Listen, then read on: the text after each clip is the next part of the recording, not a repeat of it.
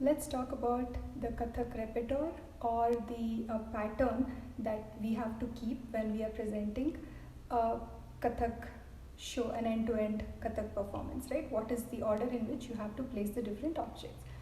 Uh, Traditionally, we always start off with a vandana.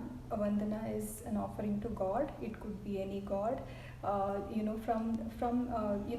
part of the vandana, you could also include like a Shiv Paran, a Vishnu Paran. It's any time. It's any type of a shloka, whatever you want. You start off with a vandana. You also have compositions where a little bit of Kathak tukdas and things like that are put, and the vandana is made. After the vandana, you move on to presenting a tat. Tat is nothing but it's sort of tat means style, right? It means that introducing the artist, right? Giving that first impression. So it's about showing a lot of beauty. It's about displaying your costumes, your jewelry. It's about just telling the audience what they should expect. Usually it goes with like an ek, do, teen, char, panch, छः, सात, आठ, नौ, 10, 11, 12. It just keeps going around this, and that is how you have a tat. After the tat, you usually go for an uttan. Uttan is like the first piece that you present. That's where you actually start dancing.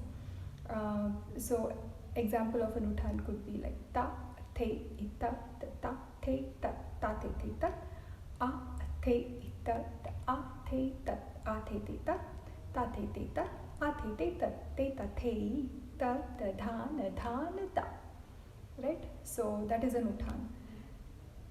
After the uttan, you go on to do an amad. Amad is something that is made using only the syllables of ta and the. There would be no other syllables in an amad.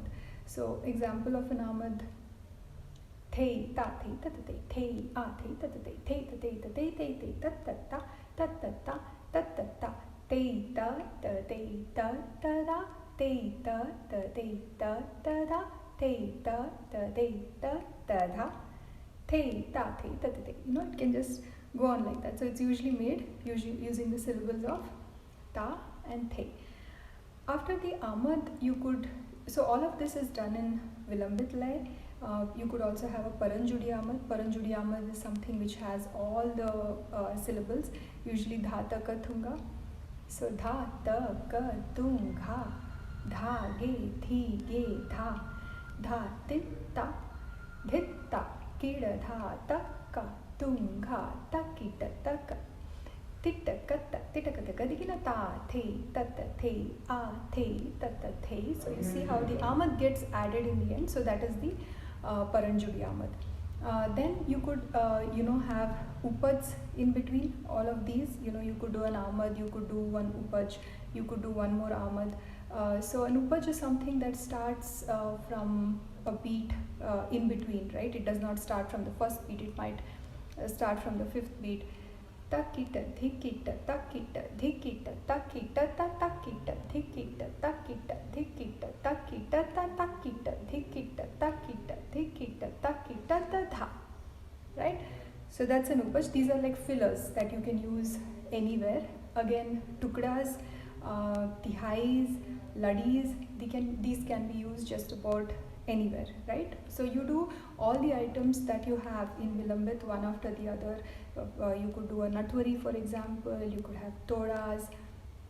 Natwari is like tat, tat, dig, dha, dig, dig, dig, dha, dig, dig, tat, tat, theya, theya, kra, tat, tat. So that it goes on. I mean, I'm not going to say all of it. The video will get really long. So you could have natwaris in between, and all of this together would be your vilambit. You have to take care that if you want to do, for example, multiple amads, right? You finish one amad, you do the next, you do the next. You finish all the amads and then you go to the next item. So this is the krama that you have to follow. Once you're done with the vilambit, you could do items in madhyalay.